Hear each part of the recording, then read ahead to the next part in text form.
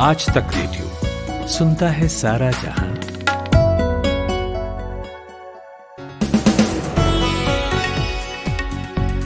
Hello, नमस्कार, good evening. 12 अप्रैल की शाम है ये। मेरा नाम नितिन ठाकुर और जिस पॉडकास्ट को सुनना आप शुरू कर चुके हैं उसका नाम है दिन भर। सुनने वालों को पता ही है और नए जुड़ने वालों को बता देते हैं कि हम यहाँ करते क्या हैं। हम लाते हैं देश दुनिया की खबरें और साथ ही उन खबरों पर एनालिसिस जिन्हें जानना आपके लिए जरूरी है। तो अगले आधे घंटे में हम क्या बात करेंगे उसका एक प्रोमो देता हूँ। देश में कई रिकॉर्ड टूट रहे हैं, उनके बारे में बताएंगे। एक तरफ कोरोना अपने पुराने रिकॉर्ड ध्वस्त कर रहा है, दूसरी तरफ लोग लापरवाहियों के नए रिकॉर्ड स्थापित कर रहे हैं। दोनों पर बात करेंगे। इसके बाद आपको बताऊंगा कि कैसे देश के सबसे बड़े सरकारी बैंक ने गरीब लोगों के जीरो अकाउंट बैलेंस से दिन के 16.5 लाख रुपए कमाकर जादू दिखाया है, और ऐसा वो 5 साल तक करते रहे। ये बात अलग है कि इस कमाल में उन्होंने आरबीआई के नियमों की धज्जियां भी उड़ाई हैं। फिर यूपी चलेंगे क्योंकि उधर भी एक रिकॉर्ड बन रहा है। सियासत में जो पहले नहीं हुआ वो अखिलेश यादव कर रहे हैं। लेकिन पहले हेडलाइन सुनते हैं जमशेद से।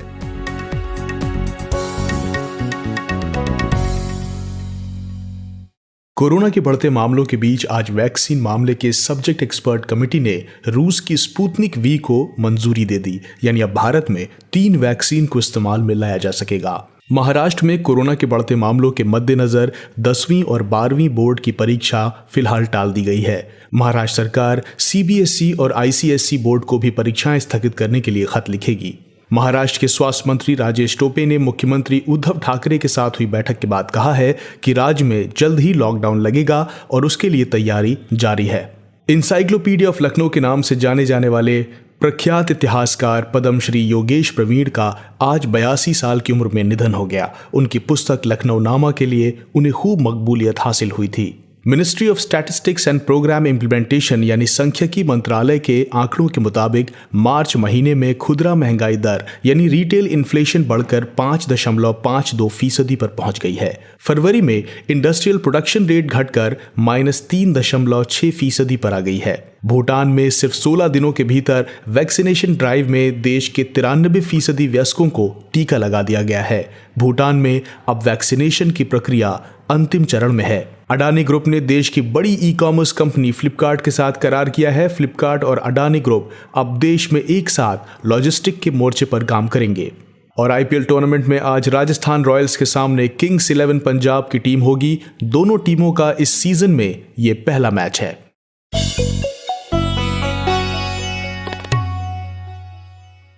हेडलाइंस तो आपने सुन ली। अब आज की सबसे बड़ी खबर सुन लीजिए। किसी और लिस्ट में चाहे हम कहीं हों, लेकिन हमारा देश कोरोना के मामलों में दुनिया के सबसे प्रभावित देशों में दूसरे नंबर पर आ गया है।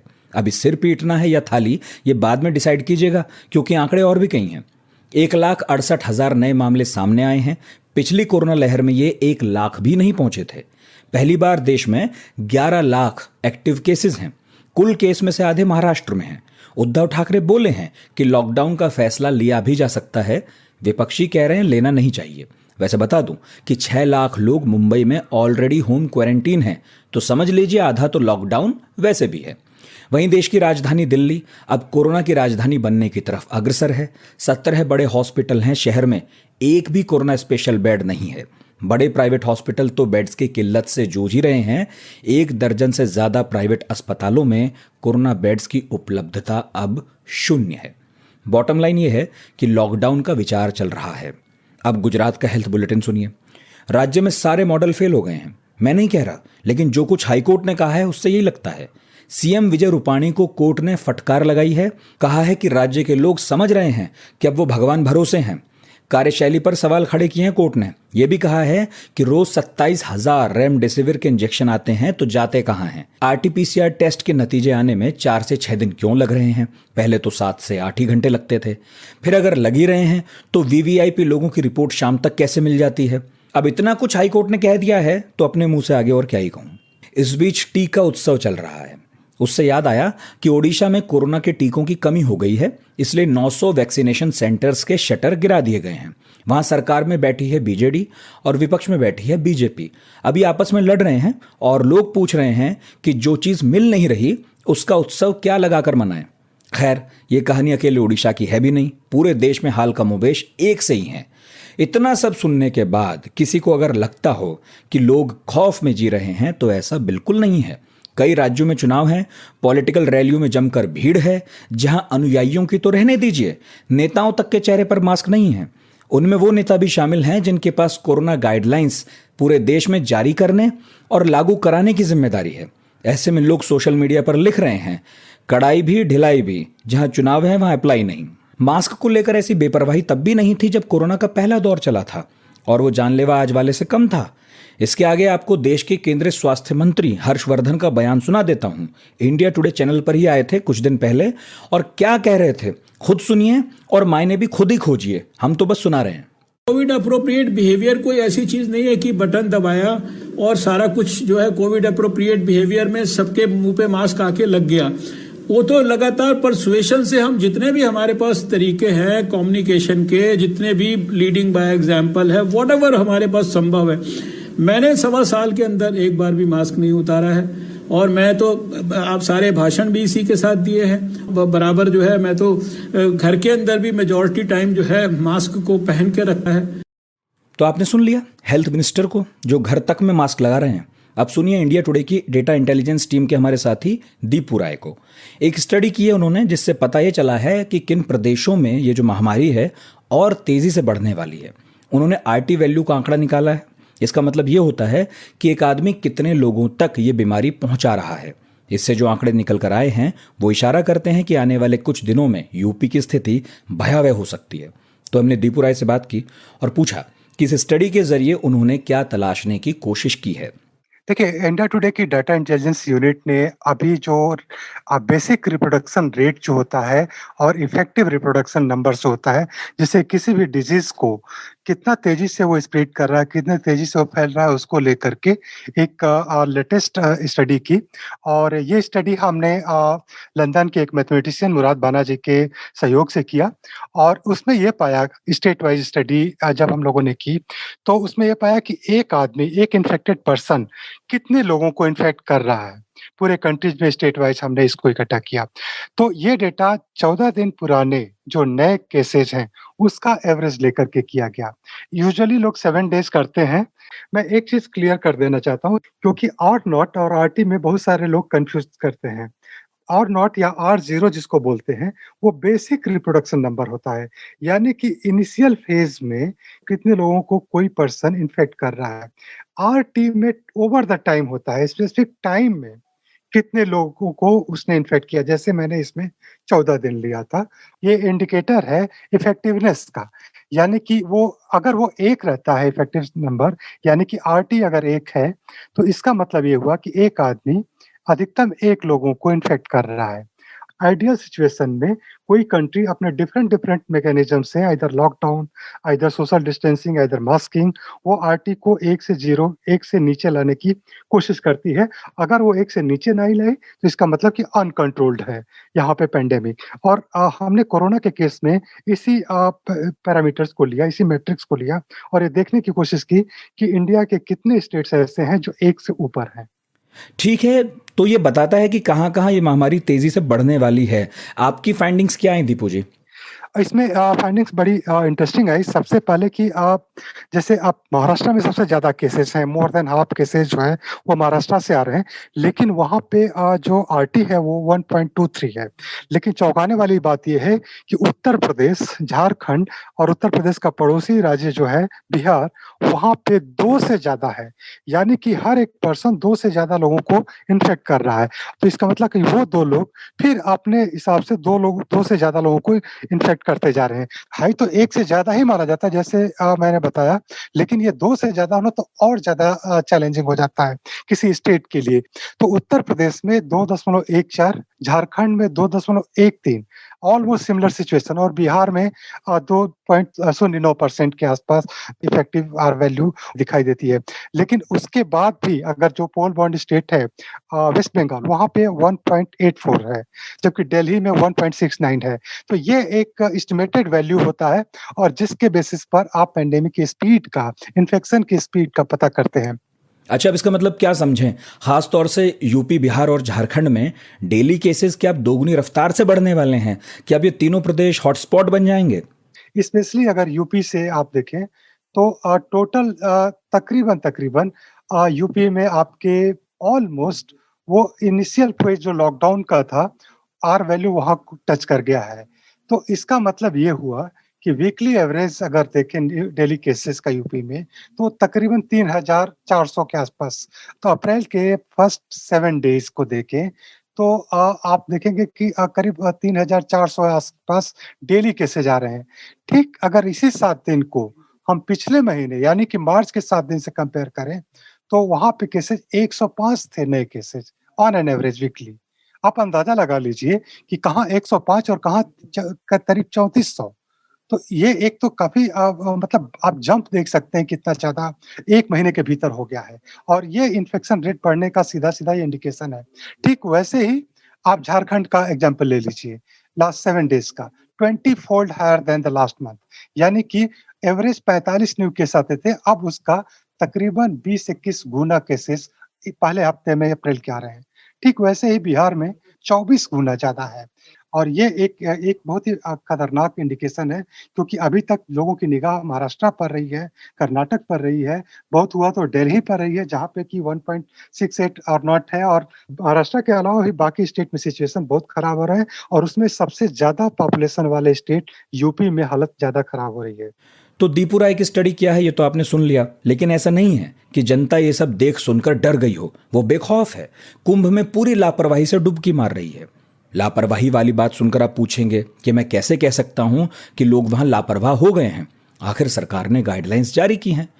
तो अब उस शख्स की ही बात सुन लीजिए जिनके ऊपर गाइडलाइंस लागू कराने का जिम्मा है, और साथ में उनकी बेबसी भी महसूस कीजिएगा। नाम है इनका संजय गुंजियाल। परिचय क्या है? कुंभ मेला आईजी हैं।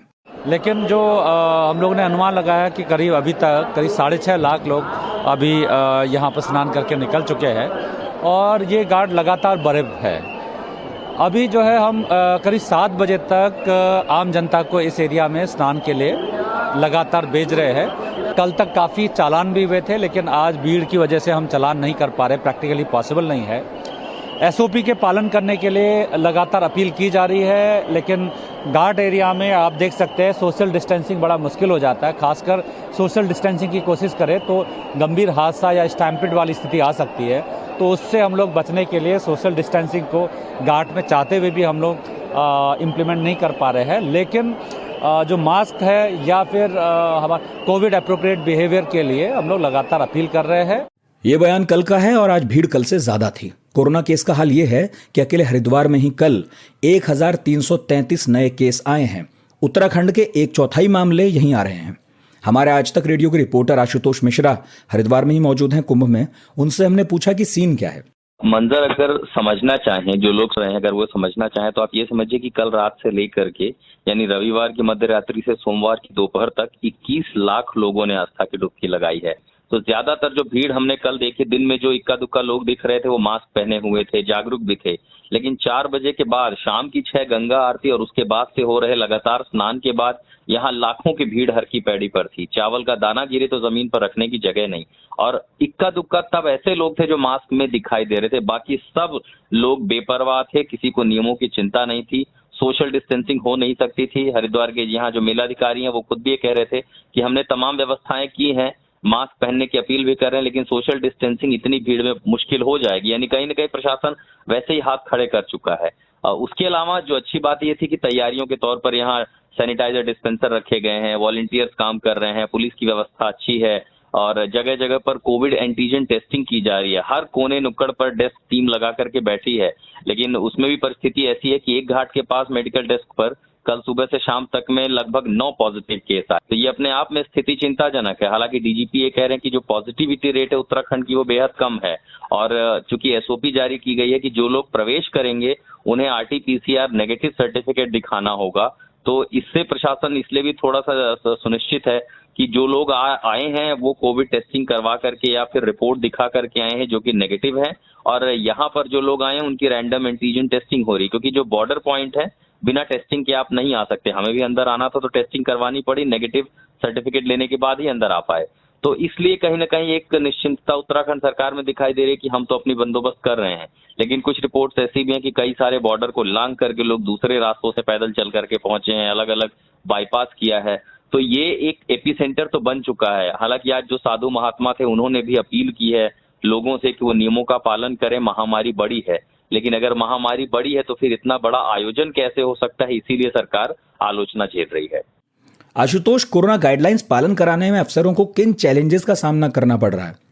देखिए, एक तो एसओपी जारी की गई है, जो एसओपी है कि भाई कोविड नेगेटिव सर्टिफिकेट लाना है, उसकी चेकिंग बॉर्डर पर हो रही है। जितनी भी गाड़ियां हैं, जितने भी बॉर्डर हैं, नारसन है, खानपुर है, बाय रोड, जो भी जहां से भी रास्ते उत्तराखंड की सीमा को टच करते हैं, तो वो एक अपने आप में बड़ी चुनौती है। लेकिन वहां पर इसका पालन हो रहा है, काफी हद तक हो रहा है।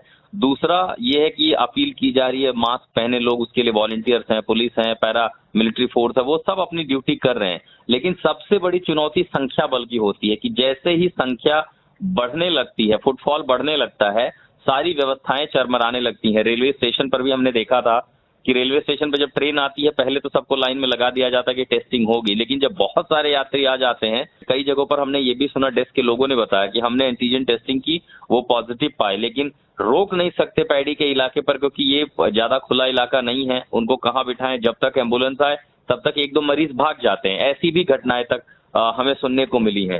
तो संख्या बल जो बढ़ रहा है, हालांकि आप ये भी कह सकते हैं कि कुंभ में इतनी संख्या नहीं होती आगंतुकों की, वो लाखों में होती है। इस बार डर कह लीजिए, शासन की जो स्ट्रिक्ट नॉर्म्स अपनाए जा रहे हैं, जिस तरह के कड़े कदम उठाए जा रहे हैं, या कोविड सर्टिफिकेट, इन सब को लेकर के असमंजस की स्थिति में लोग नहीं आ पाए।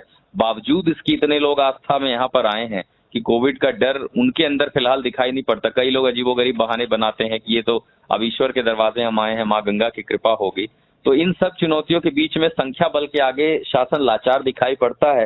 हालांकि अपनी ओर से कोशिश की गई कि नियमों का पालन करे, लेकिन सामाजिक दूरी, मास्क, जो सबसे अहम होता है इस बीमारी को रोकने के लिए, वो नियम यहाँ पर लागू नहीं हो पा रहे हैं। अच्छा, मुझे याद है पिछले साल एक धार्मिक आयोजन और हुआ था, तबलीग का। तब कुछ लोगों की भूल ने काफी स्थिति खराब कर दी थी। उस वक्त कोरोना नया नया था। अब इस बार तो 1.5 लाख केस रोज आ रहे हैं। अब की जा रही गलतियों का कितना बड़ा नुकसान होगा आशुतोष? ये सवाल देखिए सोशल मीडिया पर भी बहुत तेजी से उठा है, और पिछले साल से इसकी तुलना बिल्कुल की ही नहीं जा सकती। आपको याद हो, पिछले साल ये बीमारी नहीं थी, किसी को नहीं पता था, हर कोई पैनिक में था। और जब तबलीगी जमात, यानी जब मरकज में लोग इकट्ठा हुए थे, उनकी संख्या 200, 500, 5000 से ज्यादा लोग नहीं थे उसमें। किसी भी हाल में 5000 नहीं थे, कुछ 100 लोग थे, उनमें से कुछ 100 पॉजिटिव पाए गए थे। और वो भी अब देखिए कि जहां तक उनका ट्रायल अदालतों में अलग अलग चला, उनके ऊपर बनाए गए मुकदमे और चार्जेस को लेकर के कोर्ट ने पुलिस को और जांच एजेंसी को लताड़ा। उस समय हर रोज के जो आंकड़े थे वो कभी 50, 60, 100 आते थे। आज आंकड़े 1,60,000, 1,70,000 पार कर रहे हैं प्रतिदिन। और ऐसे में इतना बड़ा आयोजन हो, अब इसी को लेकर के कई सारे, एक तबका है और बहुत सारे इनफैक्ट लोग हैं जो सोशल मीडिया पे सवाल उठा रहे हैं कि तब आपने एक पंथ को, एक संप्रदाय को लगातार निशाना बना दिया कि वो फैला रहे हैं मामला, जबकि वो 100, 200, 50, 500 केस ऐसे आ रहे थे। यहाँ लाख, हजारों की संख्या में केस है, 1.5 लाख का आंकड़ा पार कर चुका है। बावजूद उसकी राजनीतिक रैलियां, आप ये भी देखिए कि जैसे हम लोगों से बात करते हैं, उनसे ये पूछते हैं कि कोरोना होगा, आप नियम क्यों नहीं मान रहे, वो सीधे हमें पलट कर जवाब देते हैं, आप लोग बंगाल क्यों नहीं जाते? बंगाल में क्या आपको कोरोना नहीं दिखाई दे रहा है? वहाँ बड़ी बड़ी रैलियां, हमारे जो है तमाम मंत्री वहाँ रैलियां कर रहे हैं, उनकी रैलियों की तस्वीरें दिखाई जाती हैं कि आज इतने हजार आए, आज उतने हजार आए, किसी के चेहरे पर मास्क नहीं है, और आप हमें जो है धर्म के कार्यों में जो है रोकते हैं, यहाँ पर आप कोरोना चेक कर रहे हैं। तो इन सारे सवालों के जवाब दे पाना भी कई बार मुश्किल हो जाता है।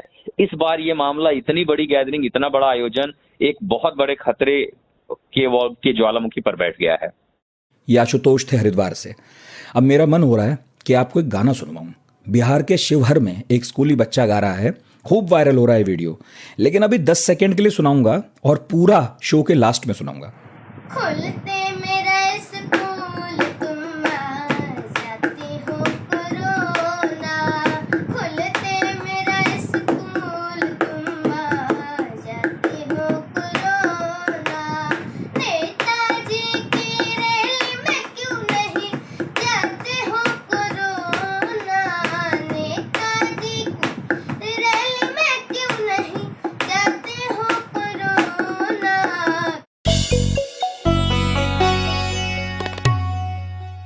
अब आपको देश के सबसे बड़े सरकारी बैंक का कारनामा सुनाते हैं। एसबीआई ने अपने ऐसे ग्राहकों पर चार्ज लगा लगाकर 5 साल में 300 करोड़ रुपए कमा लिए, जिन पर चार्ज लगाया नहीं जाना चाहिए था। ये सारे खाते गरीबों के हैं, मतलब या तो जीरो बैलेंस अकाउंट हैं या फिर basic saving bank deposit accounts.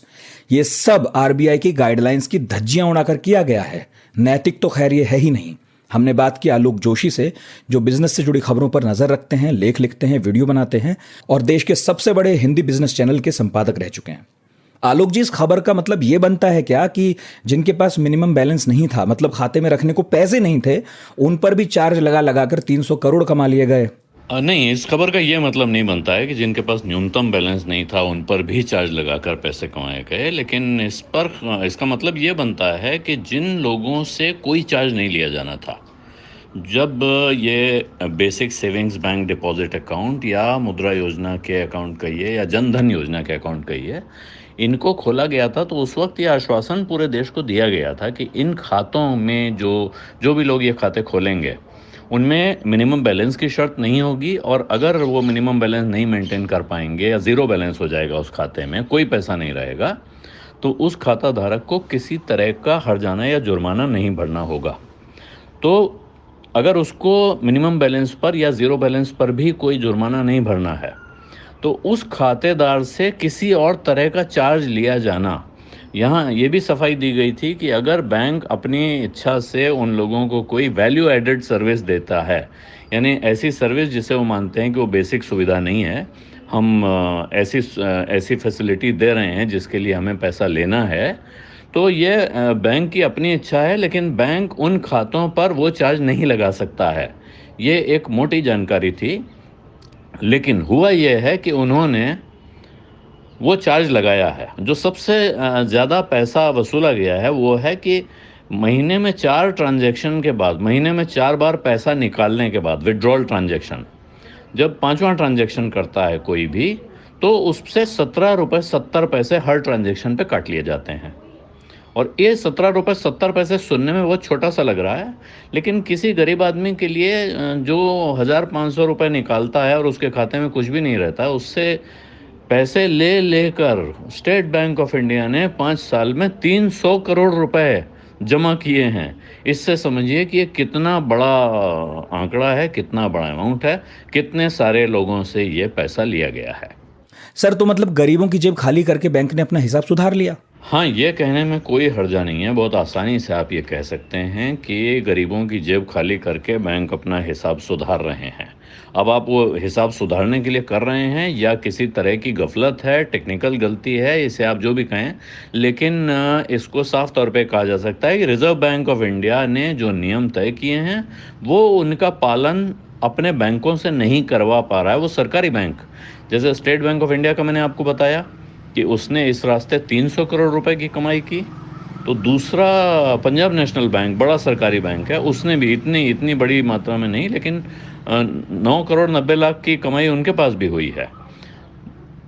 तो जिस चीज़ को नहीं लिया जाना चाहिए था, जो चार्ज नहीं लगना चाहिए था, एक गरीब का खाता खुल रहा है, और यही बड़ी ज़ोर शोर से जैम, आपको पता होगा, जैम योजना चली है, जिसमें जनधन, आधार और मोबाइल, ये 3 चीज़ों को मिलाकर जैम बनता था। लेकिन जैम की सुविधा कोई उठा पाएगा बिना किसी डर के, ख़तरे के? अब अगर किसी आदमी को 500 रुपये कहीं से मिले और वो एक बार में वो पैसा नहीं निकाल पा रहा है, या 1000 रुपये मान लीजिए मिले, 2000 रुपये जो आए हैं सरकारी खाते में, वो समझ लीजिए आप, केंद्र सरकार ने स्कीम में 2000 रुपये दिए। अब आदमी उसमें से एक बार 300 निकाल लाया, एक बार 200 निकाले, जैसी ज़रूरत पड़ी वैसे ही निकाल रहा है, सोच रहा है अपना पैसा बैंक में छोड़ दूँ, तो चौथी बार के बाद वो निकालता है तो उसको 17 रुपये 70 पैसे उसमें लग जाते हैं। अब आप उस आदमी की नज़र से सोचिए जिसके पास बैंक में मिनिमम बैलेंस मेंटेन करने भर के पैसे नहीं हैं, उससे आप 17 रुपये 70 पैसे अगर 3 ट्रांजैक्शन में आपने महीने में काट लिए, तो 52 रुपये के ऊपर उसके खाते से निकल गया सिर्फ इसी चक्कर में। और ये टेक्निकली वायबल हो सकता है, लेकिन ये एथिकल नहीं है, और ये बिल्कुल सही आपने कहा कि ये गरीबों की जेब खाली करके बैंक अपना हिसाब सुधार रहे हैं। एक तरह की लूट है ये, साफ साफ। अच्छा, किन किन नियमों का उल्लंघन हुआ इस कमाई में सर? देखिए, जैसा मैंने पहले बताया कि ये नियम साफ साफ हैं। जो basic savings bank deposit account जिसको कहते हैं, ज़ीरो बैलेंस अकाउंट खोलने की जो सुविधा जनधन योजना के तहत दी गई है, उन खातों पर किसी तरह का कोई भी चार्ज नहीं लगना है, उनसे किसी भी तरह की फ़ीस नहीं वसूली जा सकती है।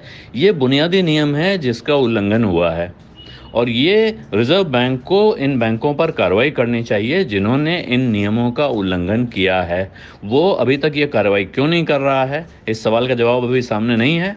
मैंने इस जानकारी के बाद जब आपने मुझसे कहा कि ये बात करनी है, तो मैंने स्टेट बैंक ऑफ इंडिया के कॉर्पोरेट कम्युनिकेशन विभाग को संदेश भेजा, उनको फ़ोन करने की कोशिश की, बात नहीं हो पाई। तो उनका मैसेज आया कि कुछ देर में बात करेंगे। तो मैंने एक मैसेज छोड़ा जिसमें मैंने इस खबर का ब्यौरा दिया और कहा कि इस पर अगर आपकी तरफ से कोई टिप्पणी हो तो मुझे बता दें, क्योंकि उसके बाद मैं उसको भी यहाँ जवाब में शामिल करूँगा।